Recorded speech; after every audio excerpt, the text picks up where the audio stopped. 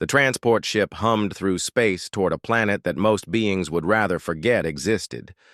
Inside the passenger section, 12 young students sat in their seats, each one trying not to think too hard about where they were going. The ship's destination was Keth 9, a world so dangerous that the Galactic Safety Council had marked it with the highest warning level possible.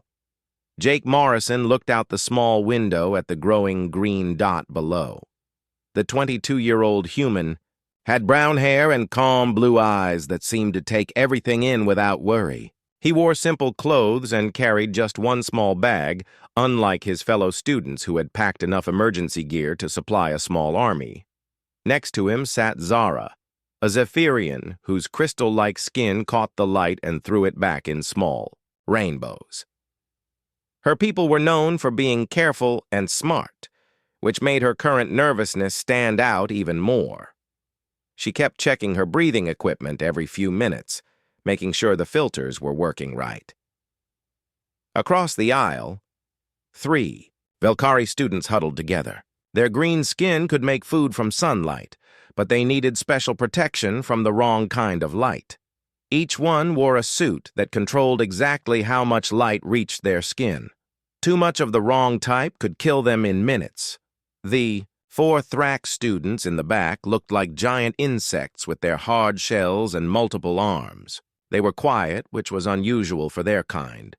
Normally, Thrax loved to talk, but the air recycling systems on their homeworlds were so clean that even normal planetary air could make them sick. The thought of breathing air on a Deathworld had them all scared silent. 2 Nautari floated in special water tanks that had been built into the ship. They looked like octopuses, but with bigger brains and more arms. Their tanks had to keep the water at exactly the right temperature and salt level, or they would die. The idea of being on a planet where the rain could burn skin worried them a lot. Professor Veltar stood at the front of the passenger area. He was also Zephyrian, but older and more experienced than Zara. His crystal skin was darker, showing his age and wisdom. He had been to dangerous worlds before, but never one as bad as Keth 9. "Students, please pay attention," the professor said. His words came out as clicking sounds, but the translator built into the ship turned them into words everyone could understand. "We are now 1 hour away from Keth 9. I want to go over the safety rules one more time." Jake turned away from the window to listen, but he looked relaxed. In fact, he looked more relaxed than he had during the entire trip. The other students noticed this and found it strange. Most beings got more nervous as they got closer to danger, not less. "Rule 1, Professor Veltar continued, never leave the protected area around our base camp. The energy barriers are the only thing keeping the native life forms away from us. Rule 2, always wear your protective gear. The air on Keth 9 contains spores that can change your body in ways that will kill you. Rule 3, never touch anything native to the planet without full protection. Even the plants can be deadly." Zara raised one crystal hand. "Professor, what about the animals?" Professor Veltar's skin went a shade darker, which meant he was worried. "The creatures on Keth 9 have evolved to eat anything that is not from their world. They can smell foreign life from very far away. Some of them hunt in packs. Others are so big they could step on our entire camp by accident. All of them see us as food." One of the Thrax students made a sound like air leaking from a broken pipe. This was how his people showed fear. "Why are we going to such a place?" he asked. "Because," Professor Veltar said, "Keth 9 has life forms that exist nowhere else. Studying them will help us understand how life can survive in the most extreme conditions. This knowledge could save lives on other worlds." Jake spoke up for the first time during the trip. "It sounds interesting," he said. His voice was calm and steady.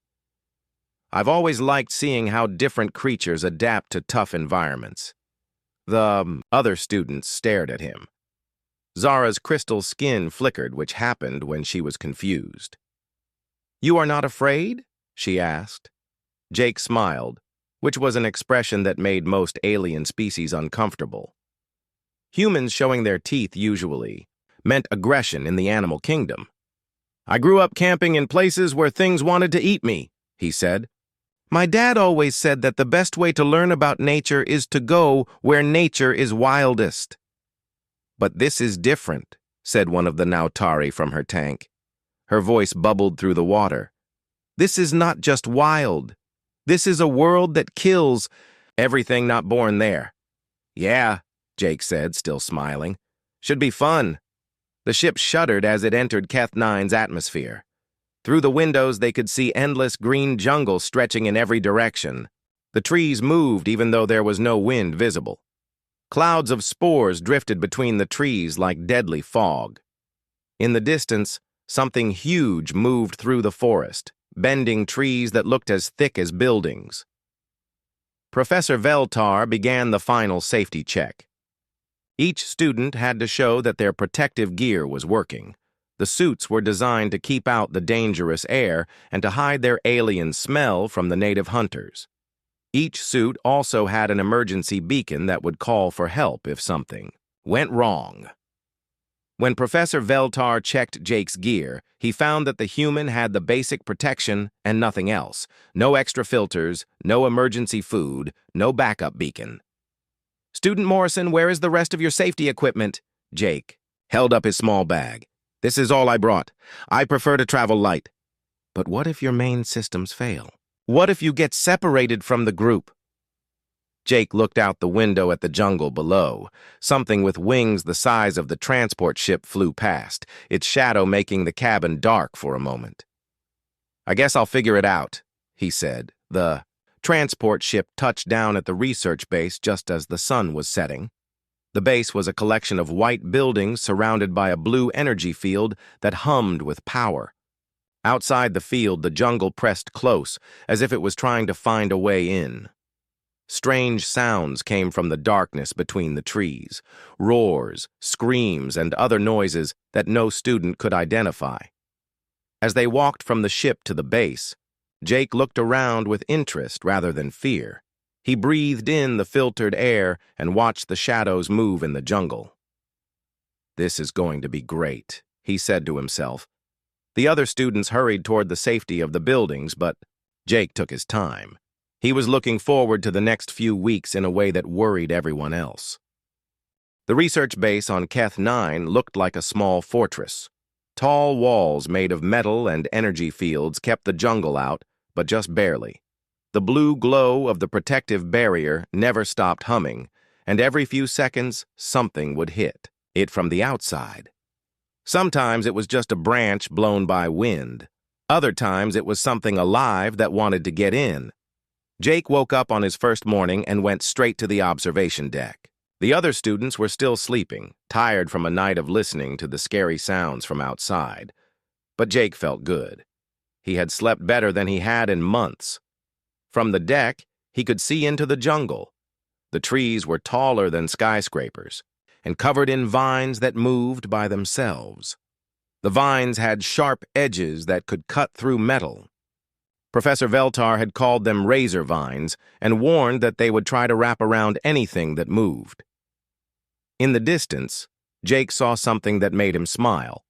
A pack of creatures was moving through the trees.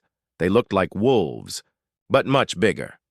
Their fur was black with silver stripes, and they had sharp spines sticking out of their backs.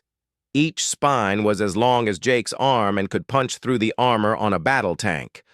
"Those must be the spine wolves Professor Veltar told us about," Jake said to himself. He watched them hunt something he could not see. They moved together like a team, talking to each other with sounds that were too low for human ears to hear properly. "You should not be watching them." Jake turned around to see Zara standing behind him. Her crystal skin was pale, which meant she was scared. "They are killers," she said. "Just looking at them makes my people feel sick." "They're just doing what they evolved to do," Jake said. "They're actually pretty smart. Look how they work together." Zara looked where Jake was pointing, but quickly looked away. "How can you find them interesting? They would eat us if they could get through the barrier." "Maybe," Jake said, "but they're still amazing." I bet they're better hunters than anything on most civilized worlds. Zara made a sound like breaking glass, which was how her people showed disbelief. You humans are very strange. The rest of the students joined them for breakfast. Everyone looked tired except Jake. The Thrax students had barely slept because their hearing was too good. Every sound from the jungle had woken them up. The Nautari had to keep their water tanks extra clean because even tiny amounts of the local air could poison them. The Velkari wore extra protection because the sun on Keth 9 put out radiation that could kill them. Professor Veltar gave them their first lesson about the planet. He showed them pictures of the local plants and animals, explaining how each one was designed to kill anything not from Keth 9. This flower, he said, showing a picture of something that looked beautiful, releases a smell that makes most beings want to come closer. When they do, it shoots acid that dissolves flesh in seconds. One of the Thrax students made the leaking air sound again. Why would evolution create such things? Because Keth 9 is a world where only the most dangerous survive, Professor Veltar explained. Everything here has to fight for space and food. The nice creatures died out millions of years ago. Jake raised his hand. What about the creatures that aren't killers? There must be some plant eaters or something. Professor Veltar showed them another picture. It was a creature that looked like a deer, but with armor plates and venomous fangs. Even the plant eaters here are dangerous. They have to be, or the meat eaters would kill them all. For the next week, the students studied the jungle from behind the safety barrier. They used special cameras to watch the animals and take pictures of the plants. Every day brought new discoveries, and every discovery was about something that could kill them. Jake spent most of his time at the barrier's edge. While the other students stayed as far from the jungle as possible, he stood right next to the energy field and watched everything that moved outside. The other students thought, he was crazy. Does he have a death wish? Asked one of the Nautari during lunch. I think he does not understand how dangerous this place is, said a Velkari student. Humans must not have good instincts for danger. But Zara noticed something different. She had been watching Jake's vital signs on her scanner, and they were not what she expected. His heart rate is normal, she told the others. His stress chemicals are actually lower than when we were on the ship.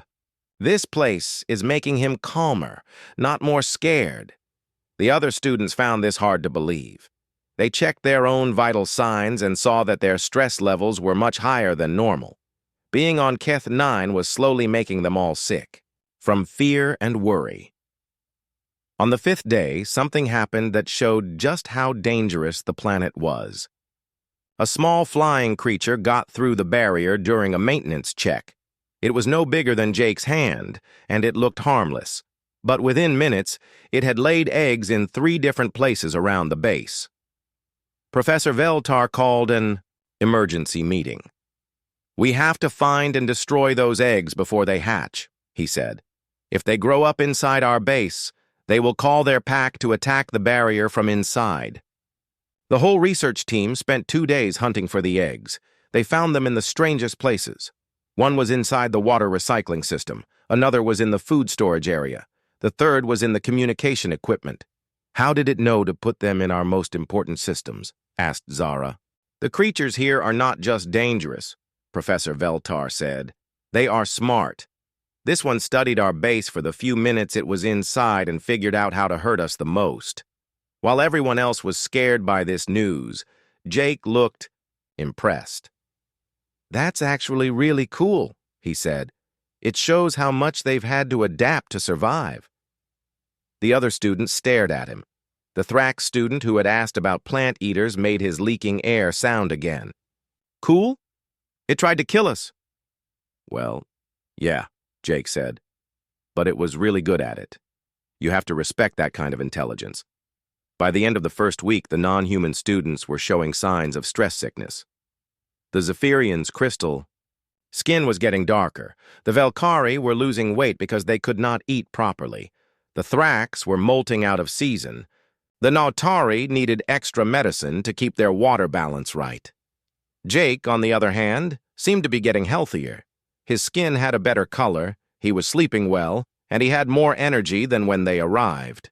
During the daily health checks, the medical scanner kept saying he was in perfect condition. "This does not make sense," Professor Veltar said privately to the base doctor. "Every other student is being affected by the stress of this environment, but the human seems to be thriving." The base doctor, a Zephyrian named Dr. Kayla, looked at Jake's medical data. "His body chemistry is very stable. If anything, being here seems to agree with him. It is as if he belongs in this environment." On the 8th day, Jake asked if he could volunteer for barrier maintenance duty. This job required being close to the edge of the safe zone while technicians worked on the energy field generators. Most students refused to do it because it meant being only a few meters away from the jungle. "Are you sure?" Professor Veltar asked. "The barrier will be down for 30 seconds while we reset the generators. If anything goes wrong, I'll be fine," Jake said. "I'd actually like to get a closer look at the local wildlife." During the maintenance, Jake stood guard while the technicians worked. The barrier went down, and immediately the jungle seemed to notice. Vines started reaching toward the base. Strange sounds came from the trees. Something big moved in the shadows between the trunks. Then the spine wolves showed up. A pack of 6 of them came out of the jungle and walked right up to where Jake was standing. Each one was the size of a small car with spines that could punch through armor and teeth that could bite through metal. They stopped just a few meters away from him and stared. The other students watching from the base started screaming for Jake to run. Professor Veltar was shouting into his radio for emergency backup. The technicians were rushing to get the barrier back online. But Jake just stood there looking back at the wolves. He did not run or scream or even look scared. He just watched them the same way he had been watching them all week. The wolves seemed confused. They were used to creatures running away in fear or attacking in desperation. They had never seen anything just stand there and look at them with interest. After a few seconds that felt like hours, the barrier came back online. The wolves were pushed back by the energy field, but they did not leave. They sat down outside the barrier and continued to watch Jake. For the rest of the day, the pack stayed near the base. They did not hunt or roam through the jungle like usual. They just watched the human who had looked back at them without fear. That night, the other students could not sleep at all, but Jake slept peacefully, and in the morning he went straight back to the observation deck to see if his new neighbors were still there. The spine wolves were still there when Jake reached the observation deck the next morning. They had made themselves comfortable outside the barrier, lying down like giant guard dogs. When Jake appeared at the window, their heads all turned toward him. One of them made a sound that was almost like a greeting. "They are still watching you," Zara said, coming up behind Jake. Her crystal skin was very pale now, which meant she had not slept well. "This is not normal behavior for predators." Jake nodded, looking pleased rather than worried. "I think they're just curious. They've probably never seen anything like us before." "They have seen the research teams that came here before," Zara said. "Those teams all died." "Maybe those teams acted like prey," Jake said.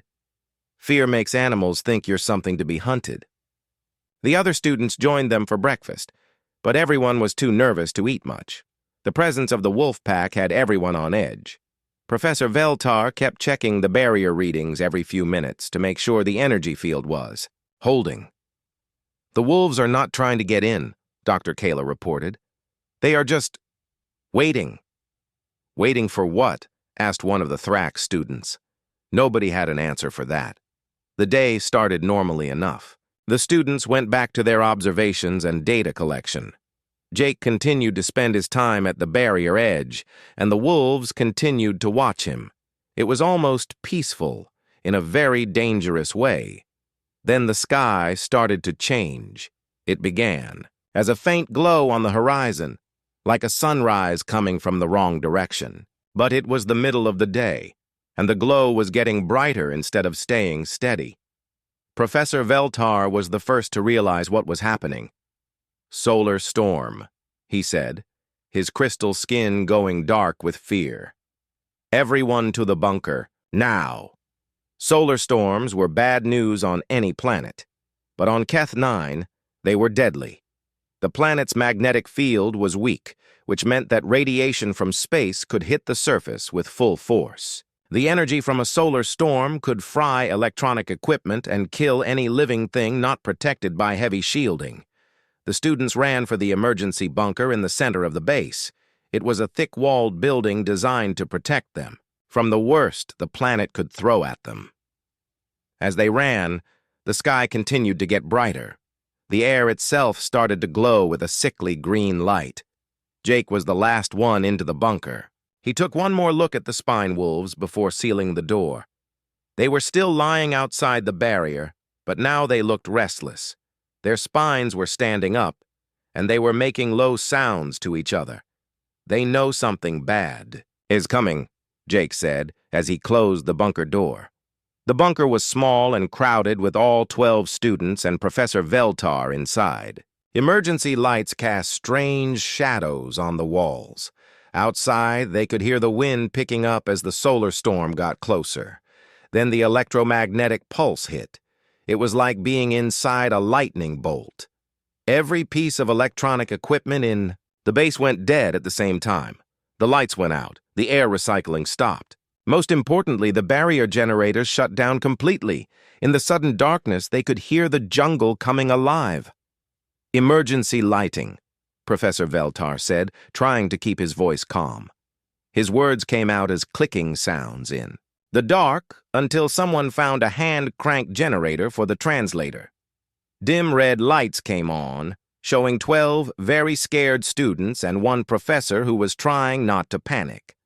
Professor Veltar checked the bunker's systems with a manual gauge. Life support is working, he said. We have 48 hours of air and water for 13 people. What about the barrier? Zara asked.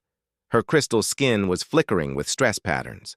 Professor Veltar checked another gauge. The generators are completely dead. The electromagnetic pulse fried every circuit in the base. The barrier is gone. The sound from outside was getting louder. Crashes, roars, and the sound of metal being torn apart. The jungle was reclaiming the research base, and there was nothing to stop it. How long before rescue arrives? Asked one of the Nautari from her portable water tank. The emergency beacon was powered by the main grid, Professor Veltar said quietly. It went down with everything else. Our backup beacon will take 72 hours to reach the nearest patrol ship. The math was simple and terrible. They had 48 hours of life support and needed to wait 72 hours for rescue. Even if they rationed everything, some of them would die before help arrived. We have to reduce the number of people using the life support, Professor Veltar said. Some of us will have to go outside. Everyone knew what that meant. Going outside without the barrier was suicide. The jungle would kill anyone who left the bunker in minutes. I'll go, Jake said. The bunker went quiet, except for the sounds of destruction outside. Everyone stared at the human. You cannot, Zara said. Nothing can survive out there without protection. Maybe, Jake said, but I'm the best choice.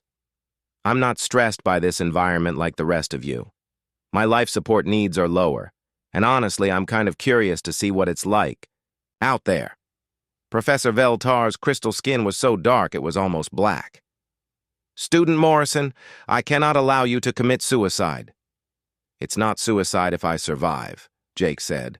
He was checking his basic protective gear, making sure his air filter was working. And if I don't make it, that's still one less person using up the air in here. But what will you do out there? Asked one of the Thrax students.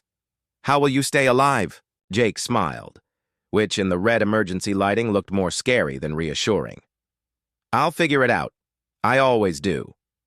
Before anyone could stop him, Jake was at the bunker door. The manual locks were heavy, designed to keep the door sealed even if the power failed. He started turning the wheel that would open the door. Wait, Zara said. The wolves are still out there. They will kill you the moment you step outside. Jake paused. Maybe. Or maybe they're still just curious. The sounds from outside were getting closer. Something was tearing apart the building above them. chunks of metal and concrete were falling onto the bunker roof. Whatever was out there was big and strong and very angry about the base being in its jungle. "If you're going to do this," Professor Veltar said, "take the emergency communicator. It has limited range, but we can stay in contact." Jake took the small radio and clipped it to his belt. "I'll check in every hour," he said. "If you don't hear from me, assume I'm dead and don't waste time worrying about it." He put his hand on the door wheel again, then looked back at the other students. "Try not to panic too much while I'm gone. Panic uses up oxygen faster." With that, Jake Morrison opened the bunker door and stepped out into the green hell of Keth 9. The jungle had already started to reclaim the base. Vines were growing through cracks in the walls.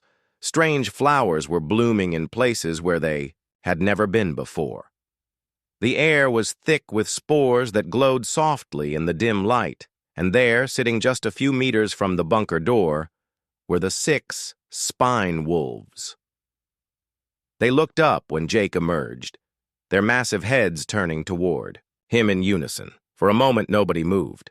Jake stood in the doorway, looking at 6 of the most dangerous predators on the planet. The wolves sat and looked back at the small human who had come out to play. Then one of the wolves made a sound that was almost like a question.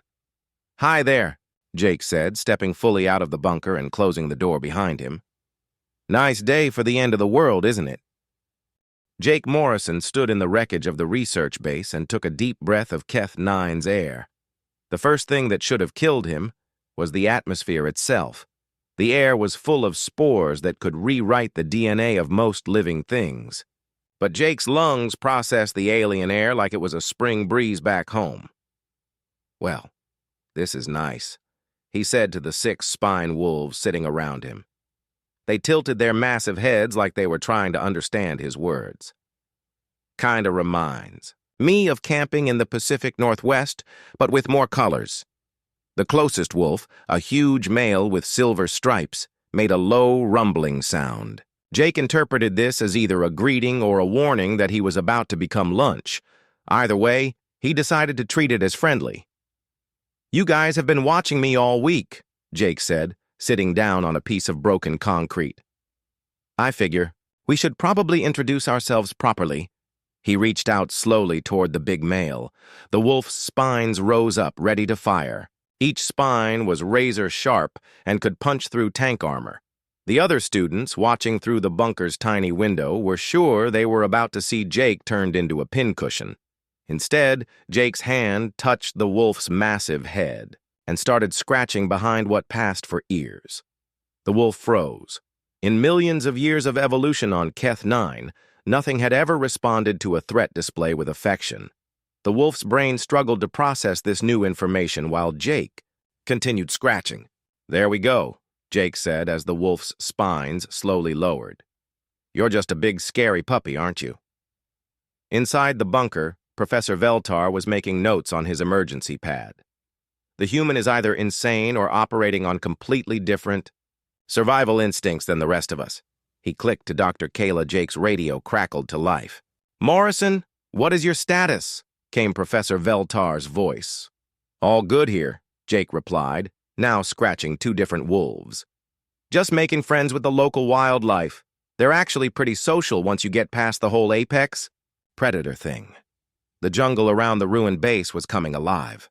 Plants that had been held back by the barrier for weeks were now spreading into the cleared area. Vines thick as tree trunks were wrapping around the broken buildings.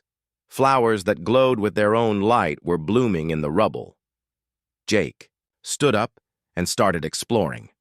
The wolves followed him like guard dogs, occasionally making warning sounds when he got too close to something they considered dangerous. It was like having the most deadly tour guides in the galaxy.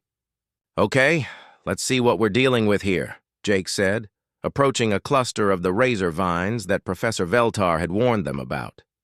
These vines could slice through metal, and they moved on their own to grab anything that came near. As Jake got closer, the vines started reaching toward him. Their edges caught the light like knives. The wolves made worried sounds and tried to nudge Jake away, but he kept walking forward. The first vine wrapped around his arm. The sharp edge that should have cut through his flesh instead just pressed against his skin. Jake's skin was tougher than the aliens had realized. Humans had evolved on a world where everything from sunlight to bacteria was trying to kill them. Their skin had adapted to handle a lot of punishment. Huh, Jake said, examining the vine that was trying to cut him. You guys aren't as sharp as you look. He grabbed the vine with his other hand and unwrapped it from his arm. Instead of fighting back, the vine seemed confused. It had never encountered anything that could just grab it and move it around. Jake continued his exploration with the wolves following nervously behind. He found the acid-spitting flowers that Professor Veltar had shown them pictures of. When they sensed him coming, they turned toward him and shot streams of liquid that could dissolve most materials. The acid hit Jake's protective suit and immediately started eating through it. But underneath the suit, Jake's skin handled the acid better than expected.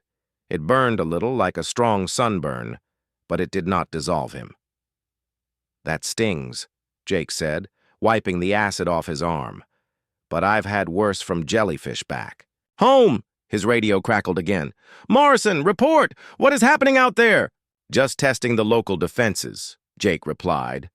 Turns out they're not as deadly as advertised, at least not to humans. Inside the bunker, the other students were watching through the tiny window in amazement and horror. Jake was walking around the Deathworld like it was a nature park. Plants that could kill them in seconds were barely bothering him. Animals that could tear apart a tank were following him around like pets. This is not possible, Zara whispered. No being can survive direct contact with this environment. Apparently humans can, Professor Veltar said. He was taking detailed notes on everything Jake was doing. We may have seriously underestimated their species. Jake found a good spot to set up a temporary camp in the ruins of the main building. The walls were mostly gone, but the floor was still solid. The wolves arranged themselves in a circle around him, their spines facing outward like they were protecting him from other threats. As the day went on, Jake's radio reports got more and more relaxed. He had found fresh water from a spring that emerged from the jungle. The water was full of microorganisms that would kill most beings, but Jake's immune system handled them easily. He had built a fire using wood from trees that were supposed to be highly flammable, but somehow managed not to blow himself up. Most amazing of all, he had started hunting. Morrison, did you just say you caught something? Professor Veltar's voice came through the radio with a tone of disbelief. Yeah, one of those armored deer things wandered into my camp, Jake replied. The wolves helped me corner it. Turns out they're pretty good hunting partners once they figure out you're not prey. You killed a thornback? Those creatures have armor that can stop bullets. Well, they're not bulletproof against rocks if you know where to hit them. My dad taught me how to hunt when I was a kid. Same principles apply, just bigger targets. Jake spent the evening cooking his dinner over the fire while the wolves shared the parts he did not want. The thornback meat was actually pretty good, though it was tougher than beef. The wolves seemed impressed that the small human could provide food for the pack. As night fell, the jungle became even more active. Sounds echoed through the darkness that would have driven most beings insane with fear. Roars, screams, and stranger noises that had no names. But Jake just lay back against one of the wolves and watched the stars through the gap in the canopy. Radio. Check, came Professor Veltar's voice. How are you surviving the night cycle? The nocturnal predators should be hunting now. Jake looked around at the glowing eyes watching him from the jungle. There were dozens of them, maybe hundreds. But none of them were coming closer. The spine wolves were known as the apex predators of Keth 9, and having a pack protecting him meant that everything else kept its distance. Actually, it's pretty peaceful out here, Jake said. The wolves have scared off anything that might cause trouble, and the jungle sounds are kind of relaxing once you get used to them. Relaxing? Dr. Kayla's voice came through the radio. Those sounds indicate the presence of creatures that could destroy our entire base. Yeah, but they're not trying to destroy me, Jake said. I think the secret is not acting like prey. Most of the dangerous stuff here goes after things that run away or fight back in panic. If you just treat them like neighbors, they leave you alone. Jake settled in for the night, using his pack as a pillow and one of the wolves as a backrest. The massive predator seemed perfectly comfortable being used as furniture by the strange little human. Inside the bunker, the other students huddled, together in the red emergency light, listening to the sounds of the hunt outside. They could not understand how Jake was surviving, let alone seeming to enjoy himself. His stress hormones should be off the charts, Dr. Kayla said, checking her readings from Jake's suit sensors. Instead, they are lower than they were when we arrived. This environment is actually making him healthier. Maybe, Professor Veltar said thoughtfully. We have been thinking about this all wrong. Maybe we are not the first expedition to Keth 9. Maybe we are just the first expedition that brought the right kind of being to survive here. Outside, Jake Morrison slept peacefully under an alien sky, surrounded by the deadliest predators on one of the most dangerous worlds in the galaxy. And for the first time since leaving Earth, he felt completely at home. 72 hours after the solar storm hit Keth 9, the Galactic Patrol rescue ship dropped out of hyperspace near the planet. Captain Morth, a veteran Zephyrian with dark crystal skin that showed his many years of service, looked at the readings from the planet's surface with growing concern. Sensors show the research base has been completely destroyed, his science officer reported. No power readings, no communication signals, no signs of life. Captain Morth had seen this before. Keth 9 had claimed 3 previous research expeditions. Each time, rescue ships had arrived to find nothing but wreckage and the jungle reclaiming everything the expeditions had built. Prepare for atmospheric entry, Captain Morth ordered, but maintain full shields and weapons ready. If any of them survived, they will be in the emergency bunker. The rescue ship descended through Keth 9's atmosphere carefully. The planet's reputation was well known throughout the galaxy. Ships that stayed too long or flew too low had a tendency to never leave. Something about the world seemed to actively hate visitors. As they approached the research site, the crew could see that the base was indeed destroyed. The buildings were broken apart and covered in jungle growth. Vines had wrapped around everything. Strange flowers bloomed in the ruins. It looked like the jungle had been reclaiming the site for months, not just 3 days. There, the pilot said, pointing to a small clearing near the center of the ruins. Something is moving down there. Captain Morth looked through the ship's telescopes and saw something that made him question his own eyes. In the clearing, a human was sitting by a fire, apparently cooking something. Around him, 6 spine wolves were lying in the sun like domestic pets. That is not possible, Captain Morth said. Sir, I'm getting a radio signal from the bunker, the communications officer reported. Multiple life signs inside. They appear to be alive but weak. And the human outside? The communications officer checked his readings twice before answering. Sir, his life signs are excellent.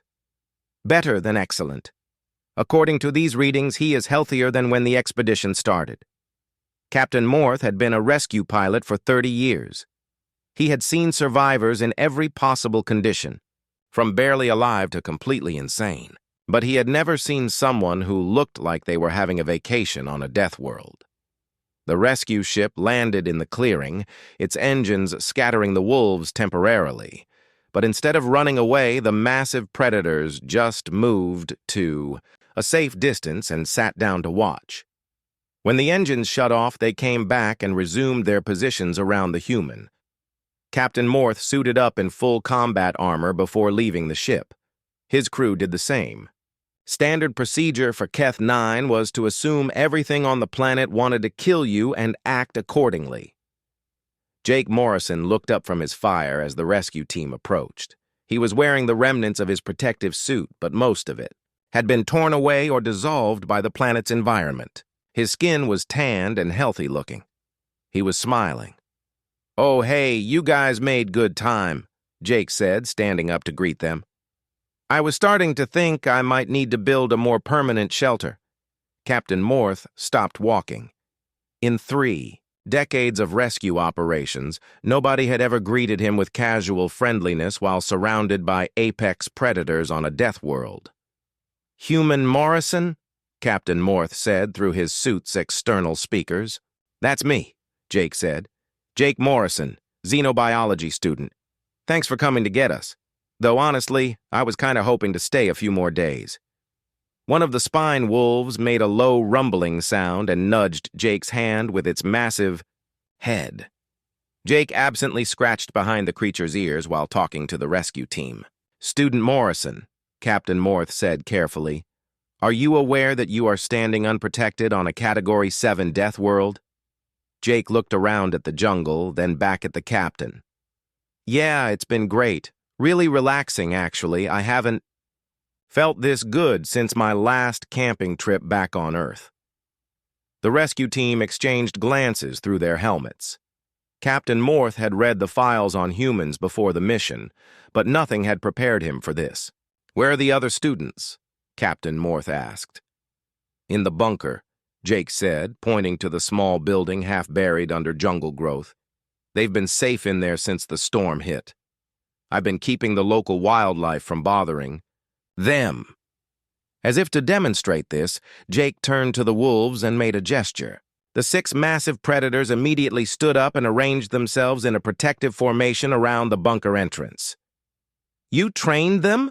Captain Morth asked in amazement. "Not really," Jake said. "We just came to an understanding. I help them hunt. They help me keep the really dangerous stuff away from my friends. It's worked out pretty well." The rescue team approached the bunker and found the other students inside, alive but in poor condition. The Zephyrian's crystal skin was pale and cracked. The Velkari were malnourished. The Thrax were molting from stress. The Nautari needed immediate medical attention for their water balance, but they were alive, which was more than anyone had expected. "How?" Professor Veltar asked weakly as the rescue team helped him out of the bunker. "How did Student Morrison survive outside?" Captain Morth was wondering the same thing. As his crew loaded the 6 students onto the rescue ship, he walked back to where Jake was putting out his fire. "Student Morrison, I need to ask you some questions for my report. How exactly did you survive 3 days unprotected on Keth 9? Jake shrugged. "I just treated it like any other camping trip. Built a fire, found food and water, made friends with the locals. The environment here isn't really that different from some places back home." "Not that different." Captain Morth's voice went up an octave. "This is classified as one of the most dangerous worlds in known space." "Well, yeah, if you're not adapted for it," Jake said. "But humans evolved on a death world, too. We just don't usually think of it that way." Captain Morth was quiet for a moment. "What do you mean?" Jake picked up his small pack and started walking toward the rescue ship. The wolves followed him partway, then stopped and sat down to watch him leave. "Earth has predators that can track. Euphordaes," Jake explained. "Plants that can poison you with a touch. Insects that carry diseases that kill millions. Weather that can freeze you or cook you. Bacteria and viruses that constantly try to eat you from the inside. We just got used to it over a few million years." Captain Morth looked around at the jungle that had terrified civilizations across the galaxy. "You are saying Earth is like this?" "Earth is worse in some ways," Jake said cheerfully. "The things trying to kill you there are smaller and harder to see coming. At least here, the dangerous stuff is obvious." As they reached the rescue ship, Jake turned around for one last look at Keith 9. The spine wolves were still sitting where he had left them, watching him go. One of them howled, a sound like distant thunder. Jake waved goodbye to them. "Thanks for everything, guys. Maybe I'll come back and visit sometime." Captain Morth filed the strangest rescue report of his career that day. In 30 years of rescuing people from dangerous situations, he had never had to write "Survivor requests permission to return to Deathworld for vacation purposes" in an official document. The other students spent the trip back to civilized space in the medical bay, recovering from their ordeal. but Jake spent it looking out the windows at the stars, already planning his next camping trip. When they reached the university, word of Jake's adventure had already spread. The human exchange student who survived Keth 9 became something of a legend in academic circles. Professors from across the galaxy wanted to study him. Military leaders wanted to recruit him. Tourism boards wanted to hire him as a guide to the most dangerous places in known space. Jake turned down most of the offers, but he did accept an invitation to teach a new course at the university: Extreme Environment Survival for Non-Humans. His first lesson was simple: stop thinking like prey and start thinking like a predator. The course was very popular, though the dropout rate was high. Professor Veltar, fully recovered from his ordeal, included a note in his final expedition: report that would change how the Galactic Education Consortium approached dangerous world research forever. Recommend all future Deathworld expeditions include at least one human team member. They appear to be naturally adapted for conditions that would kill most civilized beings. Jake Morrison returned to his studies with a deep tan, a collection of spine wolf teeth he planned to make into jewelry, and a standing invitation from Keth 9's apex predators to come back any time. When other students asked him about his experience, he would just smile and say it reminded him of home. What Jake never bothered to mention was that home for humans included places like the Amazon rainforest, the Australian outback, and the African savanna. Places where everything was trying to kill you, and only the smartest, toughest, and most adaptable survived. After all, where else would a species capable of thriving on Deathworlds come from? The story of Jake Morrison and the Deathworld jungle became a favorite tale told in academic halls across the galaxy. It was a reminder that sometimes the most dangerous creature in any environment is the one that does not look dangerous at all. And, somewhere in the files of the Galactic Safety Council, Keth 9's threat rating was quietly amended to include a small note: minimal risk to humans, may actually be beneficial to their health.